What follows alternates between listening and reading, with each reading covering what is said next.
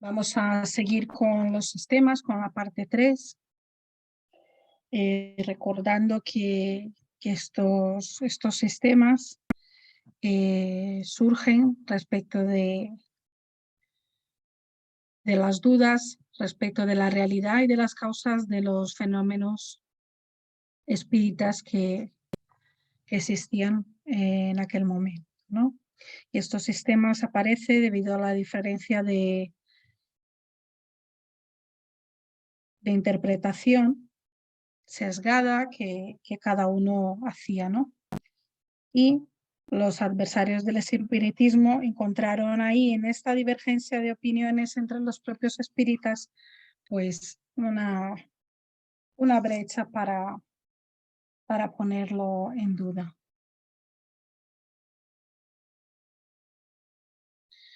Solo para hacer a modo de recordatorio de lo que hemos visto con Joaquín, con Jesús, y lo que se va a ver ahora, ¿no?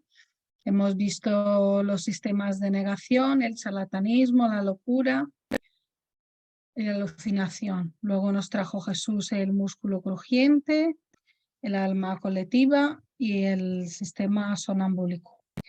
Y hoy vamos a ver el pesimista o diabólico, el optimista, el uniespírita o monoespírita, el multiespírita o poliespírita y el del alma material. Vamos a empezar por el sistema pesimista. Vamos a hacer según el orden de los ítems de 46 a 51. Entonces, el sistema pesimista o diabólico, aquí lo que nos va a traer es que da por acreditada la intervención de una inteligencia extraña. Y lo que buscan es tratar de saber cuál es esa naturaleza o esa inteligencia que está obrando ahí, ¿no? Aunque el medio más sencillo era preguntarlo, pues ellos directamente han querido ver en estas manifestaciones una obra del diablo.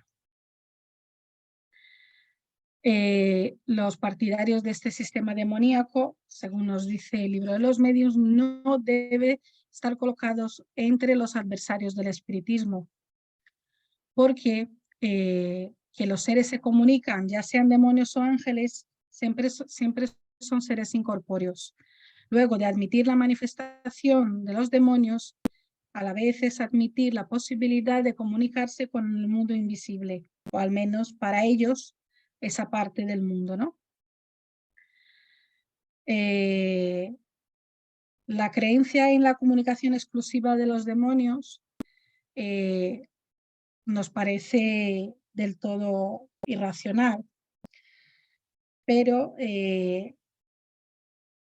lo que se ha utilizado también de alguna forma era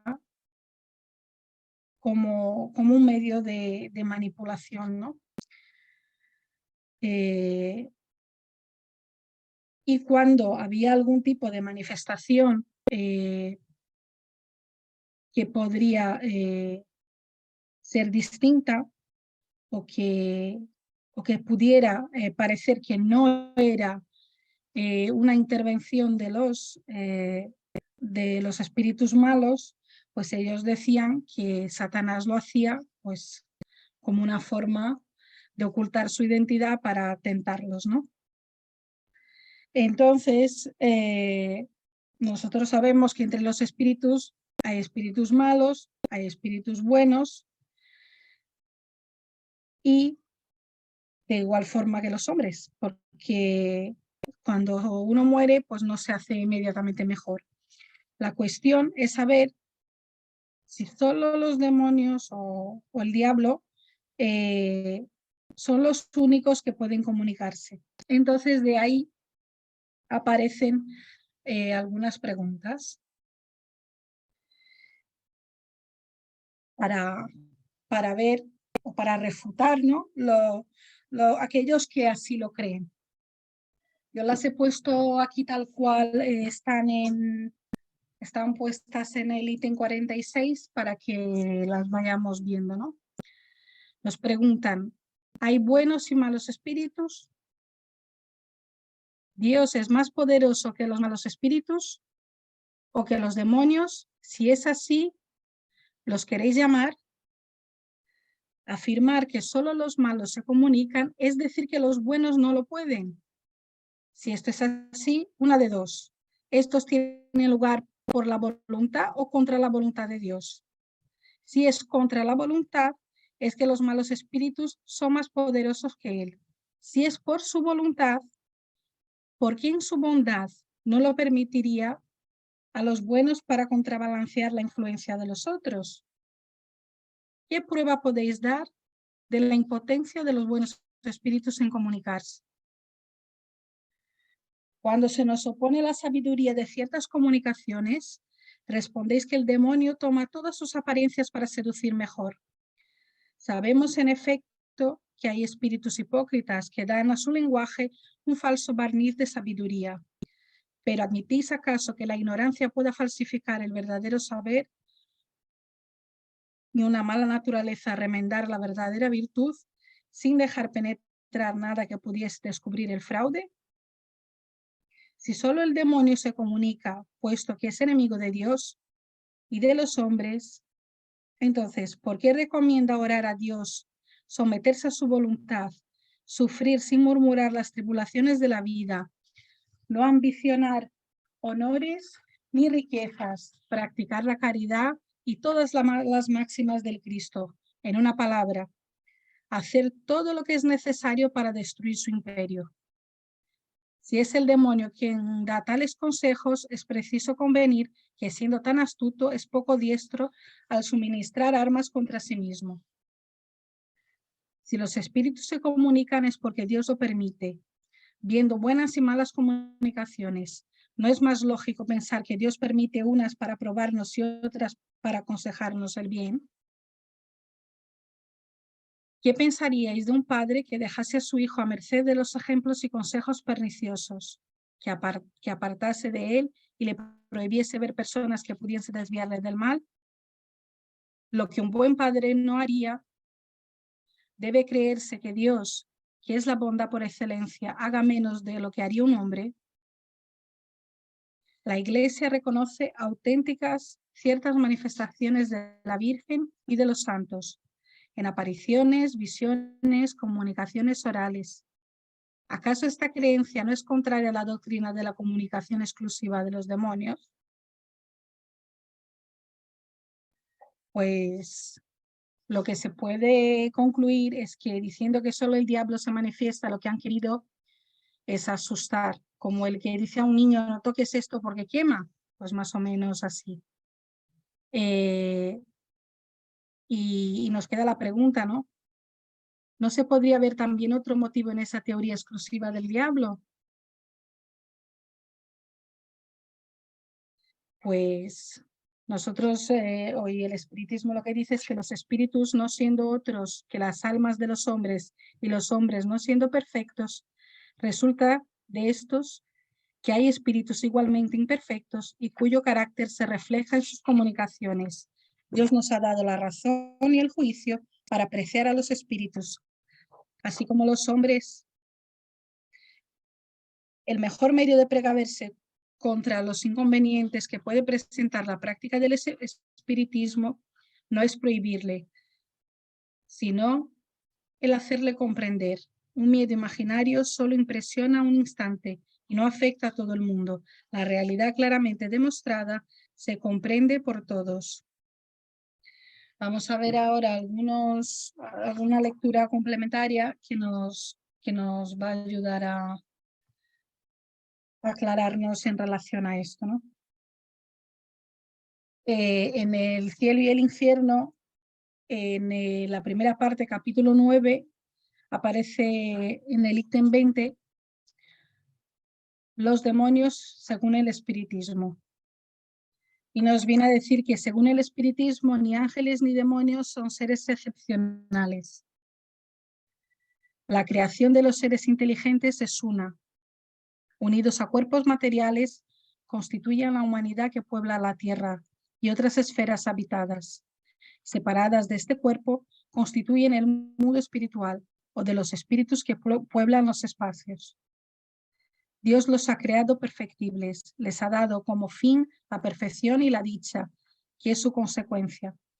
Pero no les ha dado la perfección, sino que ha querido que la debiesen a su trabajo personal, a fin de que tuviesen el mérito de ella. Desde el instante de la formación, progresan, ya sea en el estado de encarnación, ya sea en el estado espiritual. Llegados al apogeo, son espíritus puros o ángeles, según se llaman vulgarmente. De forma que desde el embrión del ser inteligente hasta el ángel hay una cadena no interrumpida de la cual cada eslabón marca un grado en el progreso. Resulta de eso que existen espíritus de todos grados de adelanto moral e intelectual, según estén en lo alto, en lo bajo o en el medio de la escala. En consecuencia, los hay en todos los grados de saber y de ignorancia, de bondad y de maldad. En los puestos inferiores los hay que están aún profundamente inclinados al mal, que se complacen en él.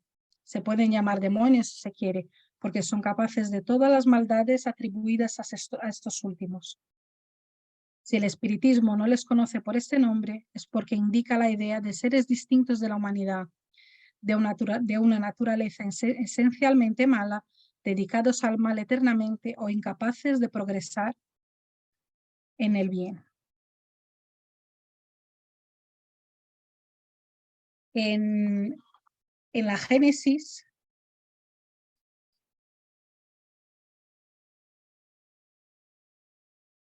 en el número 35, que está en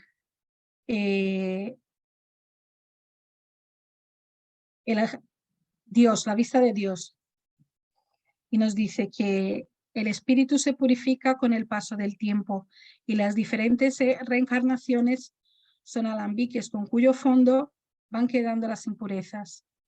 El espíritu no se despoja instantáneamente de sus imperfecciones.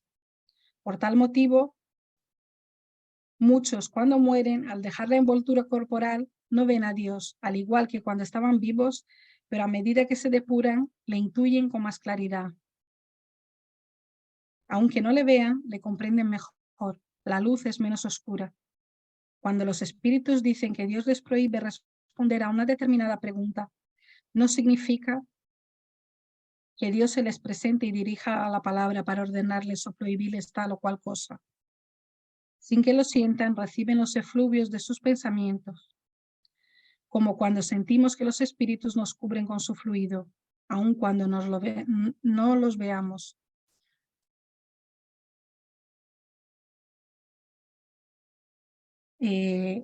A lo largo de la exposición hay determinados conceptos que se van a repetir porque casi todas las ideas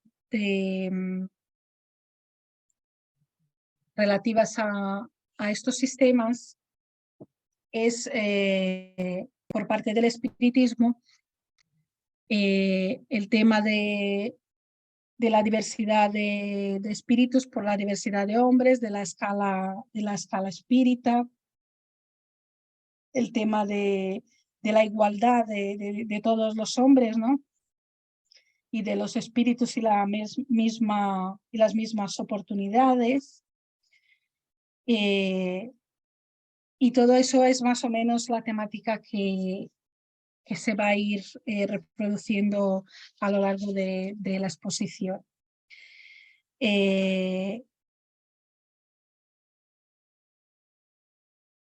En el libro de los espíritus, en el ítem 131, en el capítulo que habla de los espíritus, ángeles y demonios, la cuestión 131 nos dice: ¿existen demonios en el sentido que se da a esta palabra? Y contestan los espíritus: si hubiese demonios, serían obra de Dios.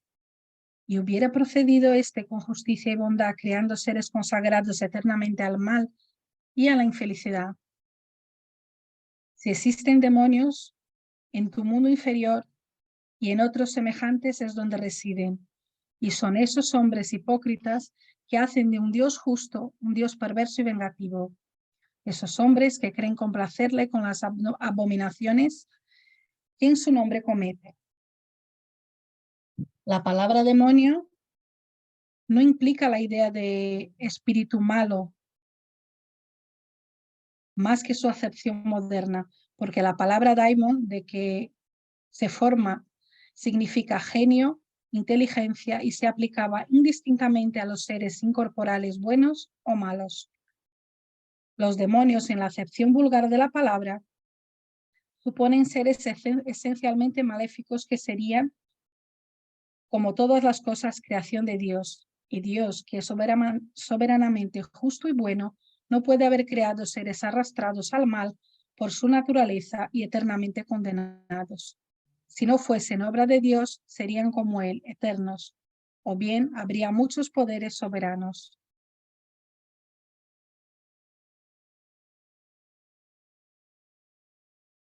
También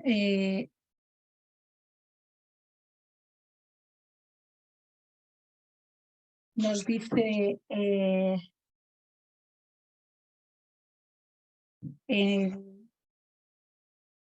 en el mismo epígrafe 131 de la misma cuestión, vamos, nos dice que los hombres han hecho con los demonios lo mismo que con los ángeles. Y así como han creído en seres eternamente perfectos, han tomado a los espíritus inferiores por seres perpetuamente malos. La palabra demonio debe pues entenderse con relación a los espíritus impuros, que a menudo no son mejores que los seres con que aquel nombre se designa, pero con la diferencia de que semejante estado no es más que transitorio.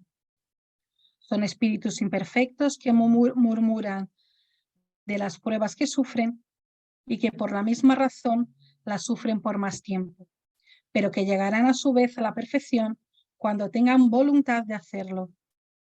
Pudiera pues admitirse la palabra demonio con esta restricción, pero como actualmente se toma en sentido exclusivo, podría inducir al error de hacer creer en la existencia de seres especiales creados para el mal, teniendo en cuenta que Satanás es evidentemente la personificación del mal bajo una forma alegórica, porque no puede admitirse un ser malo que lucha de potencia a potencia con la divinidad y cuya única ocupación es la de contrariar sus designios.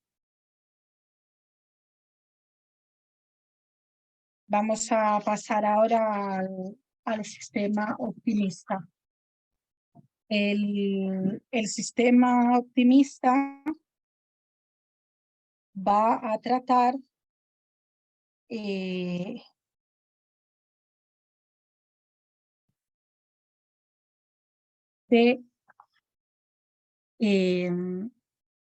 igual que los otros veían que todas las acciones de las manifestaciones venían de los demonios, estos del sistema optimista han querido suponer que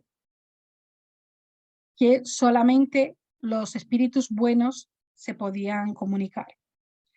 Según nos dice el ítem 47, su ciega confianza en esta superioridad absoluta de los seres del mundo invisible ha sido para muchos el origen de bastantes decepciones y han aprendido a sus costas a desconfiar de ciertos espíritus, así como de ciertos hombres. Bueno, en el libro de los espíritus, en las cuestiones 128 a 130, nos van a hablar ahora de los ángeles.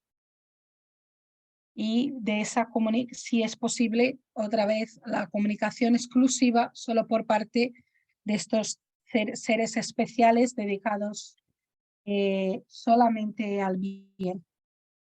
Y la cuestión 128 nos dice: los seres a quienes llamamos ángeles, arcángeles y serafines forman una categoría especial de diferente naturaleza que los otros espíritus. Y nos contesta los espíritus: no, Son los espíritus puros los que están en lo más alto de la escala y reúnen todas las perfecciones. La palabra ángel despierta generalmente la idea de perfección moral, pero se aplica a menudo a todos seres buenos y malos que existen fuera de la humanidad. Así se dice el ángel bueno y el ángel malo, el ángel de luz y el ángel de las tinieblas. Y en este caso es sinónimo de espíritu o genio. Aquí tomamos la palabra en su acepción buena.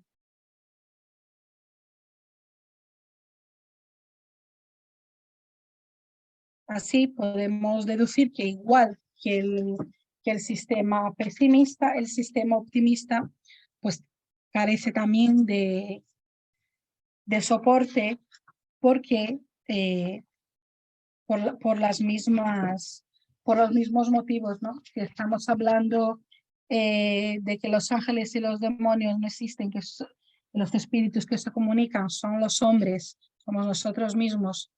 Una vez que hemos dejado el cuerpo físico, pues las comunicaciones no son exclusivas ni de los espíritus buenos ni de los malos. Ahora vamos a pasar a ver el sistema uniespiritista o el monoespiritista. Bueno, esta es una variedad del sistema optimista, pero ellos no creen que todos los espíritus buenos se pueden comunicar. Ellos creen que solo un espíritu se comunica con los hombres y que este espíritu es Jesucristo, porque es el protector de la tierra. Y cuando aparece alguna comunicación que parezca un poco más trivial o que diga alguna palabra fuera de lugar, pues ellos dicen lo mismo que los que creen que solo el demonio se comunica, pues que igual que el diablo decía las cosas buenas para tentarnos, cuando dice las cosas malas, lo que nos dice es que el Espíritu de Jesucristo pues puede decir estas cosas malas para probarnos también.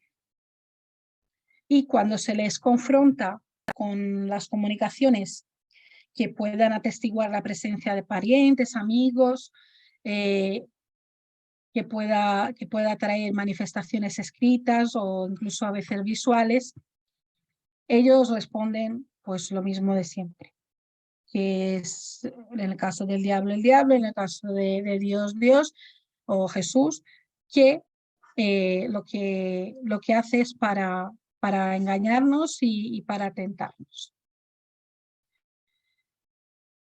Toda esta teoría, pues claro, la razón rehúsa admitir que el Espíritu Santo o que Jesucristo se rebaje ejecutando semejante comedia.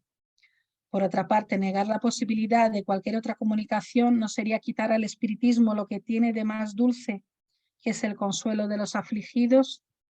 Digamos sencillamente que dicho sistema es irracional y no se puede sostener en un examen severo.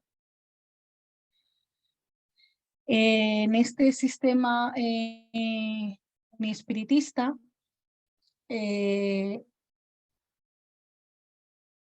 vamos a hablar de las contradicciones. El libro de los mediums, en la segunda parte, en la parte de las manifestaciones espíritas, nos habla de las contradicciones y las mistificaciones.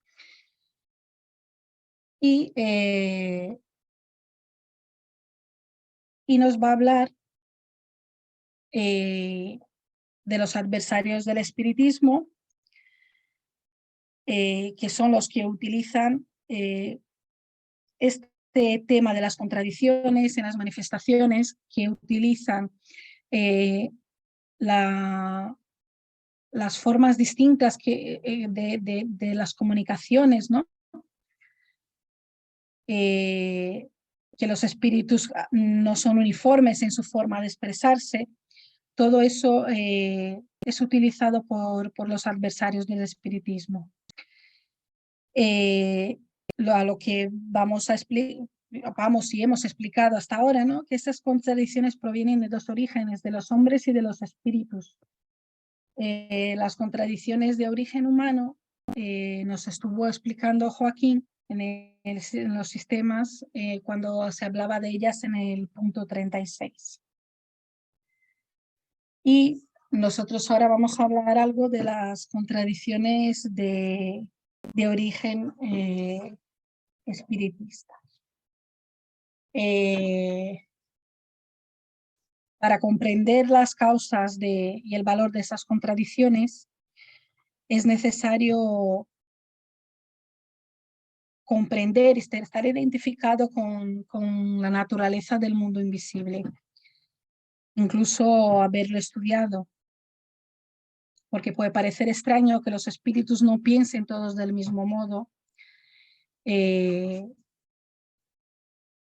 pero no podemos suponerles una apreciación igual de las cosas a todos los espíritus debido a los diversos niveles que hay en la escala espírita y en la humanidad. Recordando otra vez que esos espíritus no son más que nosotros los hombres despojados de la materia, de nuestro cuerpo físico. También no nos podemos olvidar, pues lo que hemos estado hablando hasta ahora, que entre los espíritus hay hombres falsos, sabios, semisabios, orgullosos, presuntuosos, sistemáticos. Así, estas contradicciones de origen espiritista solo pueden reconocer una causa para esa diversidad, y es la diversidad en la inteligencia, en los conocimientos, en los juicios, en la moralidad de ciertos espíritus, porque cada uno estamos en un momento distinto de comprensión y de esclarecimiento, incluso de moralidad. Así, los espíritus no se les ha dado saberlo todo. Al igual que a los hombres, tampoco nos sucede lo mismo. Tampoco podemos saberlo todo. Y claro, habiendo cosas que ignoramos, cosas sobre las cuales solo podemos dar nuestra opinión personal, pues de ahí salen esas comunicaciones que sacan a la luz, pues eso, los espíritus orgullosos, los espíritus endurecidos, y de todas esas opiniones no se pueden sacar verdades absolutas. Los espíritus insisten sobre que hay cosas que deben estar ocultas, que los espíritus no nos pueden revelar, y que cuando esos espíritus que quieren saber de todo se ponen a manifestarse, cuando quieren llamar la atención, o como podemos decir nosotros, cuando quieren pavonearse, pues insisten en hablar sobre todo lo que está oculto, sobre el porvenir, sobre el principio de las cosas, sobre los secretos de Dios, y esos espíritus lo que hacen es poner al descubierto todas las cosas que de verdad la espiritualidad no suele poner de manifiesto. Y en la cuestión 301, en el punto 7, nos va a hablar directamente del sistema uniespiritista, y nos dice que hemos de pensar de las doctrinas según las cuales podría comunicarse un solo espíritu, y que este sería o Dios o Jesús. Y nos contestan, el espíritu que enseña esto quiere dominar, por esto quiere hacer creer que es el único, pero desgraciado del que se atreva a tomar el nombre de Dios en vano, pues espiará caro su orgullo. En cuanto a estas doctrinas, se refutan por sí mismas, porque están en contradicción con los hechos más verídicos. No merecen examen formal porque no tienen raíces. La razón nos dice que el bien procede de un buen origen y el mal de un origen malo. ¿Por qué quisierais que un buen árbol diese mal fruto? ¿Habéis cogido nunca un racimo de uvas de un manzano? La diversidad de las comunicaciones es la prueba más patente de la diversidad de su origen. Por lo demás, los espíritus que pretenden ser únicos en comunicarse se olvidan de decir por qué los otros no pueden hacerlo. Su pretensión es la negación de aquello que el espiritismo tiene por más hermoso y consolador, las relaciones del mundo visible y del mundo invisible, de los hombres con seres que les son queridos y que de este modo se habrían perdido para ellos sin ninguna esperanza. Estas son las relaciones que identifican al hombre con su porvenir, que lo separan del mundo material. Suprimir estas relaciones es sumergirle en una duda que es lo que hace su tormento, es dar pábulo a su egoísmo. Examinando con cuidado la doctrina de esos espíritus, a cada paso se encuentran contradicciones injustificables. Las señales de su ignorancia sobre las cosas más evidentes y por consiguiente los signos ciertos de su inferioridad.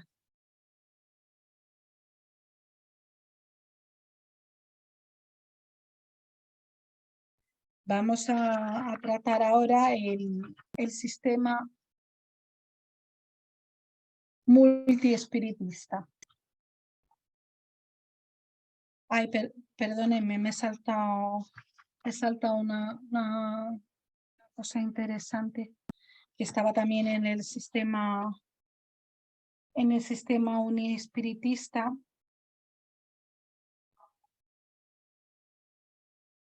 Que lo tenía aquí. Que son las conclusiones de esta cuestión 301, que nos viene, bueno, a decir un poco más de lo mismo, ¿no?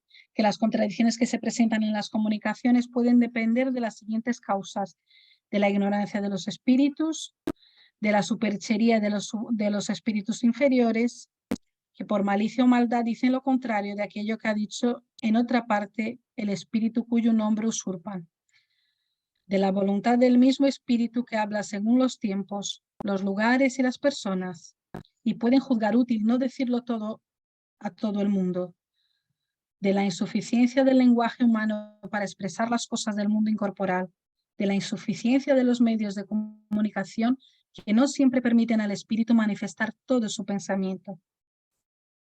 En fin, de la interpretación que cada uno puede dar a una palabra o a una explicación según sus ideas, sus preocupaciones o el punto de vista desde el cual se mira la cosa. El estudio, la observación, la experiencia y la abnegación de todo sentimiento de amor propio pueden enseñar a distinguir estas diferencias.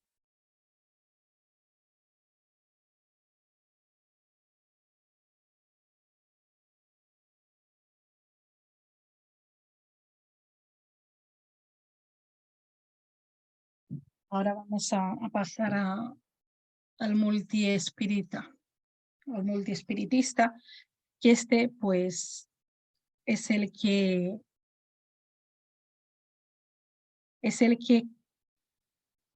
el sistema del que forma la opinión del espiritismo, ¿no? Es el sistema que cree que, pueden comunicarse pues todos los seres o los espíritus o los seres, ya sean del grado que sean en la escala espírita. No hace falta que sean seres especiales, ni buenos ni malos. Y vamos aquí a ver las deducciones de la universalidad de los espiritistas y viendo también punto por punto en que se apoyan para para ese sistema de manifestaciones por todos los espíritus. Nos viene a decir, los fenómenos espiritistas son producidos por inteligencias extracorporales, o sea, espíritus. Ya nos está diciendo pues que cualquier espíritu. Los espíritus constituyen el mundo invisible, están por todas partes, cubren los espacios hasta lo infinito. Los hay sin cesar alrededor nuestro, con los cuales estamos en contacto. Los espíritus reaccionan incesantemente sobre el mundo físico y sobre el mundo moral, y son una de las potencias de la naturaleza. Nos aclaran que los espíritus no son seres aparte de la creación. Son alma de aquellos que han vivido sobre la tierra o en otros mundos y que han dejado su envoltura corporal. De donde se sigue que las almas de los hombres son espíritus encarnados y que muriendo venimos a ser espíritus. Hay espíritus de todos los grados de bondad y de malicia, de saber y de ignorancia, que todos están sometidos a la ley de progreso y todos pueden llegar a la perfección. Pero como tienen su libre albedrío, llegan en un tiempo más o menos largo según sus esfuerzos y su voluntad. Son dichosos o desgraciados según el bien o el mal que han hecho durante su vida y el grado de adelanto a que han llegado. La dicha perfecta y sin mezcla solo pertenece a los espíritus que llegan al supremo grado de perfección. Todos los espíritus en circunstancias dadas pueden manifestarse a los hombres. El número de los que pueden comunicarse es indefinido. Los espíritus se comunican a través de medios que les sirven de instrumentos y de intérpretes. Se reconoce la superioridad o la inferioridad de los espíritus en su lenguaje. Los buenos solo aconsejan el bien y no dicen sino cosas buenas. Todo atestigua en ellos la elevación.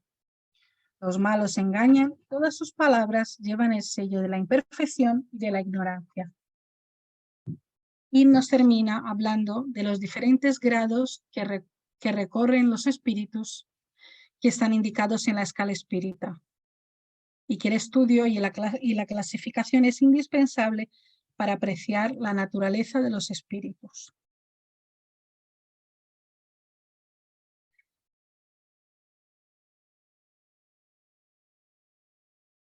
Y aquí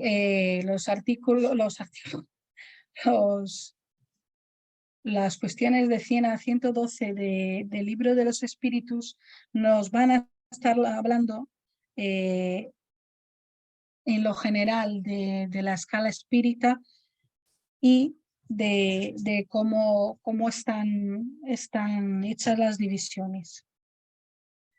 Y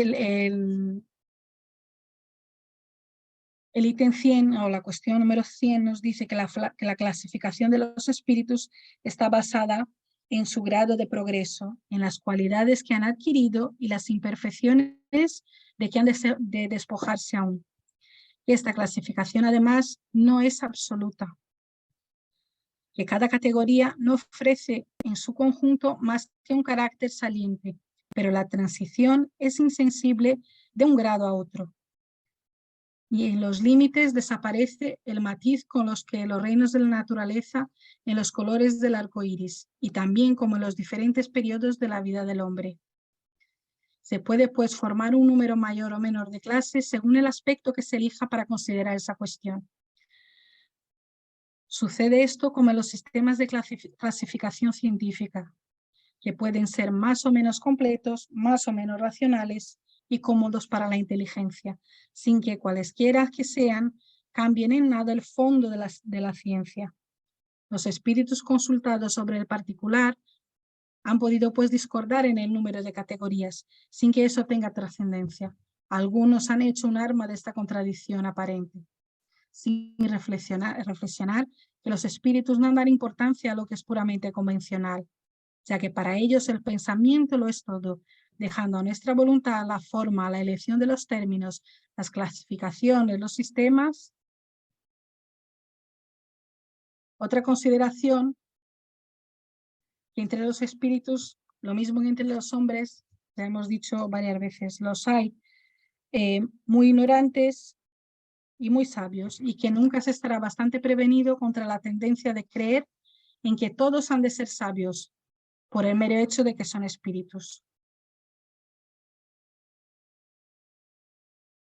También nos dicen que no han inventado los espíritus ni sus caracteres, sino que los han visto y los han observado, los han juzgado por sus palabras y hechos, y por ello han clasificado con arreglo a ello, apoyándose en los datos que les han sido proporcionados. Los espíritus admiten generalmente 3 categorías principales o 3 grandes divisiones. En la última está al principio de la escala, vienen comprendidos los espíritus imperfectos, caracterizados por el predominio de la materia sobre el espíritu y la propensión. En la segunda, están caracterizados por el predominio del espíritu sobre la materia y por el deseo del bien, y comprende los espíritus buenos. Y la primera comprende los espíritus que han alcanzado el grado máximo de perfección. Esta división puede parecer a nosotros que no es muy racional, pero había que hacerlo de alguna forma. He dividido así de esta forma para que lo viéramos mejor, porque los artículos siguientes que son, perdonadme, las cuestiones siguientes que son 11, nos van a estar hablando de estos espíritus. Para no hacerlo muy pesado, lo voy a decirlo solo de pasada, y los que queráis profundizarlo, pues ahí tenéis las cuestiones que lo podéis repasar, ¿no? Entonces, los espíritus imperfectos tienen el predominio de la materia sobre el espíritu, la propensión al mal, la ignorancia, el orgullo, el egoísmo y todas las malas pasiones que de él derivan. Tienen la intuición de Dios, pero no lo comprenden. Y estos espíritus, en esa clase están los espíritus impuros, los espíritus ligeros. Bueno, los impuros son los propensos al mal, los ligeros son ignorantes, inconsecuentes y burlones, los de falsa instrucción tienen conocimientos vastos, pero creen que saben más de lo que realmente saben. Los neutros no son ni lo bastante buenos para practicar el bien, ni lo bastante malos para hacer el mal. Se inclinan igualmente al uno y al otro y no se sobreponen a la condición vulgar de la humanidad, ni moral ni intelectualmente. Los golpeadores y perturbadores son los que a menudo anuncian su presencia por efectos físicos como golpes, movimientos, y parece que están más apegados a la materia que los otros. Los espíritus buenos tienen el predominio del espíritu sobre la materia y tienen ya el deseo de hacer el bien. Sus cualidades y poder para practicarlo están en proporción del grado al que hayan llegado. Los benévolos, su cualidad dominante es la bondad. Los sabios, pues, se distinguen por la extensión de sus conocimientos. Los prudentes tienen las más elevadas cualidades morales, y los superiores reúnen la ciencia, la prudencia y la bondad. Y luego están los espíritus puros. La influencia de la materia es nula y la superioridad intelectual y moral son absolutas con respecto a los espíritus de los otros órdenes. Ahí solo hay una única clase. Han recurrido todos los grados de la escala y se han despojado de las impurezas de la materia. Pero que no creamos que porque sean dichosos son ociosos, porque el atingir el estado de espíritu puro no supone una contemplación perpetua. Vamos a ver ahora un sistema que es el que está en el número 50, y el sistema del alma material. Él solo va a tener una diferencia con el que vimos de del sistema multiespiritista o poliespiritista. El sistema del alma material lo que va a consistir es en una opinión particular sobre la naturaleza íntima del alma. Para ellos, el alma y el perispíritu son dos cosas distintas. El perispíritu no sería otro que la misma alma depurándose gradualmente por las diversas transmigraciones. Dicen ellos como el alcohol depura por las diversas destilaciones, mientras que para la doctrina espírita, el perispíritu es una envoltura fluídica del alma o del espíritu, siendo el perispíritu una materia, aunque sea etérea, y el alma sería, de este modo, una naturaleza material más o menos esencial según el grado de su depuración.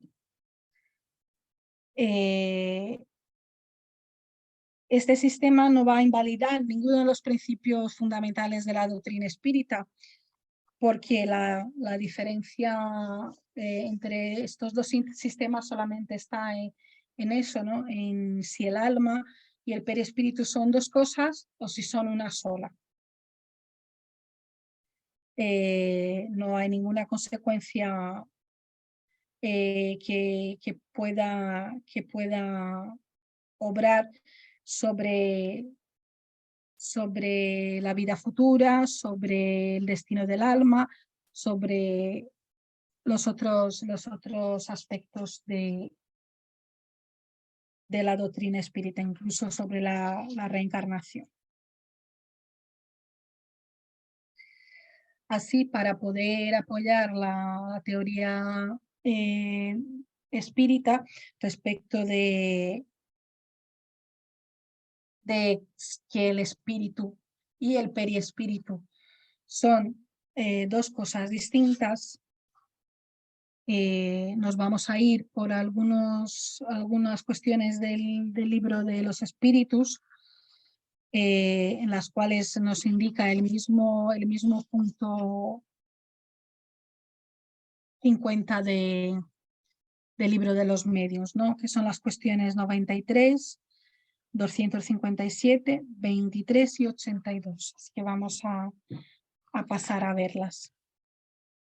La 23 nos dice que ¿qué es el espíritu?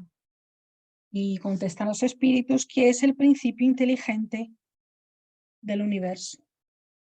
¿Y cuál es la naturaleza íntima del espíritu? La contestación es: no es fácil analizar en vuestro lenguaje el espíritu. Para vosotros no es nada, porque no es una cosa palpable, pero para nosotros es algo. Sabedlo bien, nada es nada y la nada no existe. La cuestión 82 ya está en otro capítulo distinto que habla del el origen y la naturaleza de los espíritus. Y nos preguntan los espíritus, a la pregunta que se hace a los espíritus: ¿es exacto decir que los espíritus son inmateriales? Contestan los espíritus: ¿cómo podrá definirse una cosa siendo insuficiente el lenguaje y faltando términos de comparación? ¿Puede un ciego de nacimiento definir la luz?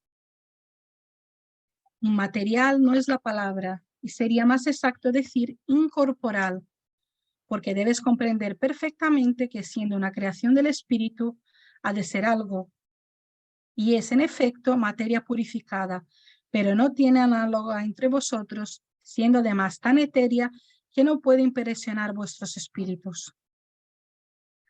Decimos que los espíritus son inmateriales porque su esencia difiere todo lo que conocemos bajo el nombre de materia. Un pueblo de ciegos carecería de términos para expresar la luz y sus efectos, y un ciego de nacimiento cree recibir todas las percepciones por el oído y el olfato, el gusto y el tacto, no comprendiendo las ideas que le proporciona el sentido que le falta. Lo mismo sucede con nosotros, que respecto de la esencia de los seres sobrehumanos somos verdaderos ciegos, y no podemos definirlos más que por comparaciones imperfectas o haciendo un esfuerzo de imaginación. Aquí ya nos deja una pista respecto del perispíritu, ¿no? Dice que es materia purificada y además tan etérea que no puede impresionar vuestros sentidos. Y este es el papel del perispíritu, ¿no? Que ahora vamos a ver en la cuestión 93. El espíritu propiamente dicho no tiene envoltura alguna, o cómo se pretende estar rodeado de una sustancia. El espíritu está envuelto en una sustancia, aunque vaporosa para ti, muy grosera aún para nosotros, pero suficientemente ligera, empero para poderse sostener en la atmósfera y trasladarse donde quiere. Así como el germen del fruto está rodeado del periespermo, así también el espíritu propiamente dicho está rodeado de la envoltura, que por comparación puede llamarse periespíritu.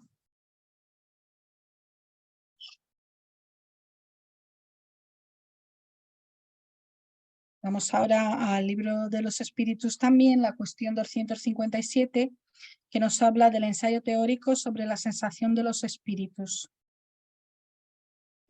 No vamos a entrar aquí también muy a fondo, porque solo lo que queremos es explicar que el perispíritu y el alma o el espíritu son dos cosas distintas y no profundizar tanto respecto del estudio de perispíritu, porque eso ya hemos hecho y lo seguiremos haciendo en los otros estudios sistematizados.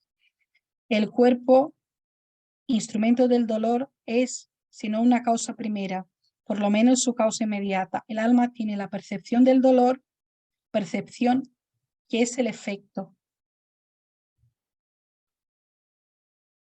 Nos dice que el recuerdo que de él conserva, aunque puede ser muy penoso, no puede tener acción física. Y nos viene a decir que el perispíritu es el lazo que une el espíritu a la materia del cuerpo. Lo tomamos del medio ambiente, del fluido universal y participa a la vez de la electricidad del fluido magnético y hasta cierto punto de la materia inerte. Pudiera decirse que es la quinta esencia de la materia, es el principio de la vida orgánica, pero no el de la intelectual, ya que ésta reside en el espíritu. Es, por otra parte, la agente de las sensaciones externas. Semejantes sensaciones están localizadas en el cuerpo, en los órganos que le sirven de conductos. Destruido el cuerpo, las sensaciones se hacen generales, y he aquí por qué no dice el espíritu que la cabeza le duele más que los pies. Es preciso además no confundir las sensaciones del perispíritu, independiente ya, con las del cuerpo, que solo podemos tomar como término de comparación y no como analogía. Desprendido el cuerpo, el espíritu puede sufrir, pero este sufrimiento no es del cuerpo y sin embargo no es un sufrimiento exclusivamente moral como el remordimiento, puesto que se queja de frío y de calor. La temperatura no les impresiona, puesto que no sufren más en invierno que en verano, y puesto que hemos visto a algunos atravesar las llamas, sin experimentar sufrimiento alguno. El dolor que sientes no es físico propiamente dicho, sino un vago sentimiento íntimo del que no siempre se da perfecta explicación el mismo espíritu, precisamente porque el dolor no está localizado, ni es producido por agentes externos. Es más bien un recuerdo de la realidad, pero recuerdo tan penoso como esta. A veces, sin embargo, es más que un recuerdo, según vamos a ver. La experiencia nos enseña que en el acto de la muerte el perispíritu se desprende más o menos lentamente del cuerpo.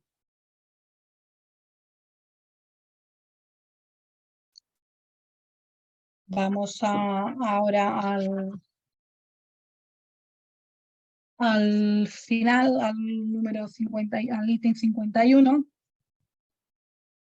y nos dice: he aquí la respuesta sobre este asunto que dio un espíritu respecto del tema del perispíritu y de si es solo uno con el espíritu o si son dos cosas distintas. Nos dice, lo que unos llaman periespíritu no es otra cosa que lo que otros llaman envoltura material fluídica.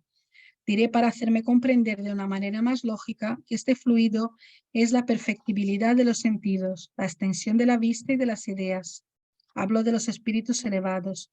En cuanto a los espíritus inferiores, los fluidos terrestres están todavía completamente inherentes a ellos, pues es materia como veis. De ahí los sufrimientos del hambre, del frío, sufrimiento que no pueden padecer los espíritus superiores, atendido a que los fluidos terrestres están depurados alrededor del pensamiento, es decir, del alma. El alma, para su progreso, tiene siempre necesidad de un agente. El alma sin agente es nada para vosotros.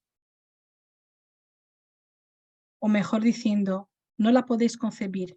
El perispíritu para nosotros, espíritus errantes, es el agente por el cual nos comunicamos con vosotros, ya sea indirectamente por vuestro cuerpo, a vuestro perispíritu o directamente con vuestra alma. De ahí la infinita variedad de mediums y de comunicaciones. Queda ahora el punto de vista científico, la esencia misma del perispíritu.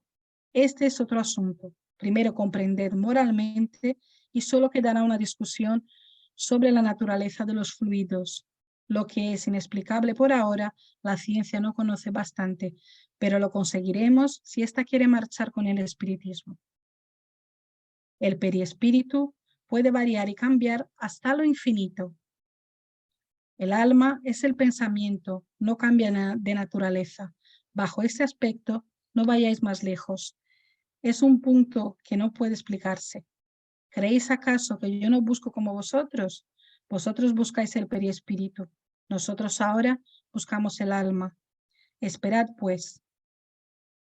Bueno, Cristina me va a matar, pero yo voy a decir cómo se lee. El que firma es Lamena, es un sacerdote francés, progresista para su época. Y este señor más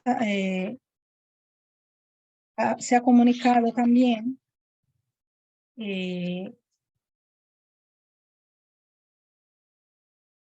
en la revista Espírita de 1871. Un dictado espontáneo sobre el debate acerca de la naturaleza del espíritu y del periespíritu, que también lo firma este mismo sacerdote. Y el medium es el señor A. Didier. Y nos dice, acompañé con interés el debate que se estableció hace poco y que os ha suscitado grandes dificultades. Sí, faltan palabras, color y forma para describir al periespíritu y su verdadera naturaleza. Pero una cosa es cierta, lo que unos llaman perispíritu no es sino lo que otros llaman envoltura fluídica material. Cuando se debate semejantes cuestiones, no son las frases que se debe buscar, sino las palabras. Para hacerme comprender de una manera más lógica, diré que este fluido es la perfectibilidad de los sentidos y la extensión de la visión y de las ideas. Hablo aquí de los espíritus elevados. En cuanto a los espíritus inferiores, los fluidos terrestres son aún completamente inherentes a ellos. Por lo tanto, es materia, como veis. De ahí los sufrimientos del hambre. Bueno, él se repite otra vez lo mismo que nos había dicho en el libro de los medios. Y nos dice que para su progreso el alma tiene siempre la necesidad de un agente. El alma sin agente no es nada para vosotros, lo que nos había dicho antes también. Mejor dicho, no puede ser concebida. Para nosotros, el periespíritu es el agente por el cual comunicamos con vosotros, ya sea indirectamente o a través del periespíritu. O directamente a través de vuestra alma. De ahí infinitos matices y medios de comunicaciones. Ahora resta el punto de vista científico, la propia esencia del periespíritu. Ahora, esto es otro asunto. Primero, comprended moralmente. No resta más que un análisis acerca de la naturaleza de los fluidos, lo que por el momento es inexplicable. La ciencia no conoce lo suficiente, pero llegará a ello si la misma quiere marchar con el espiritismo. Es muy, muy parecida con, no sé, bueno, no es idéntica, no sé si está extraída de esta reunión de junio del 1861.